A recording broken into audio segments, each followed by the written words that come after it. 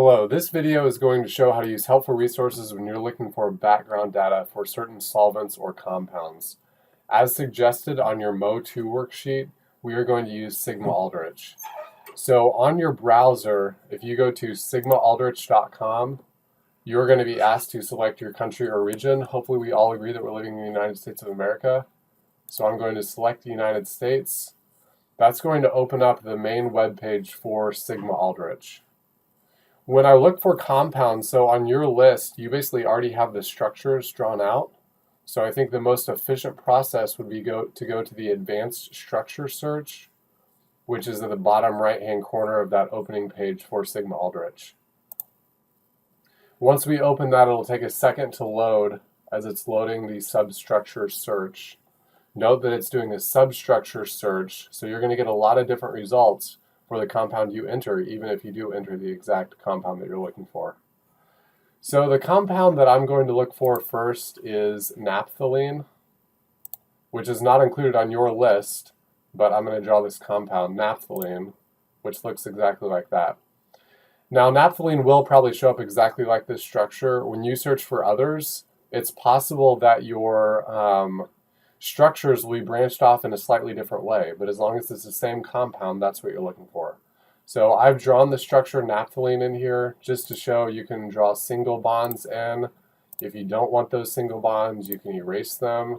You can draw double bonds, or you can make things like a carboxylic acid functional group by adding bonds in and then adding the appropriate elements to that. So in this case, it automatically filled in the carboxylic acid functional group. If I want to modify it even more and put a charge on it, like a negative charge, that'll remove that out of the methyl group. That's not what I was looking to do. So to add a negative charge, that then removed that hydrogen group. So again, like I said, I'm going to search for naphthalene, which is this structure right here. So once I search for it, it's going to process through the request and look for all the compounds that it has.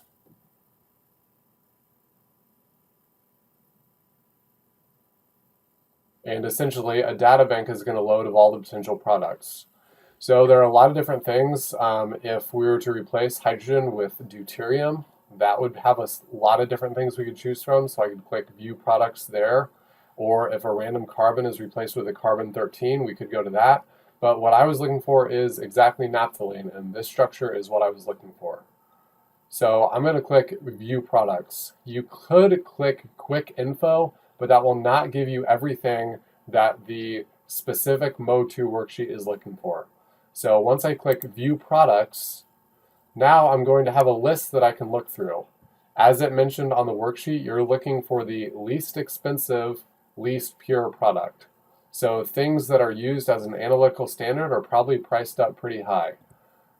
Things that are about 99 to 98% is usually what we're looking for. So I'm going to guess this is the lowest price. It looks like 25 grams is $30 there. And just to double check, this is significantly higher in price. 1 gram is $37. So that's not what I want. I was correct in my initial assumption that 99% pure product is what I want. So looking at this now, if I select the compound and open that up, this will give me most of the information that I'm looking for. This is the structure naphthalene. It specifically gives me the CAS number for that compound. It gives me the molecular weight, often abbreviated as MW.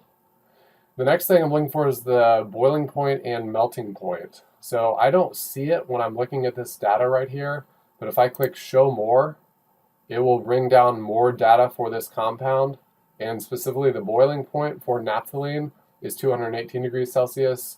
The melting point is a range of 80 to 82 degrees Celsius.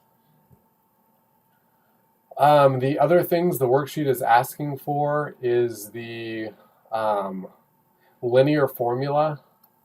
This naphthalene compound is actually one of the few that doesn't have the linear formula on here. The empirical formula is the only one available. All the other compounds you're looking for will have that linear formula. It also asks for 1 to 3 names. So here, all I see is naphthalene. I don't see any other names written right under that or in this area, so naphthalene is the only name I'm going to include for this compound. So that's all the information I'm looking for. I found the least pure, least expensive compound, and all the data for it is available on this webpage.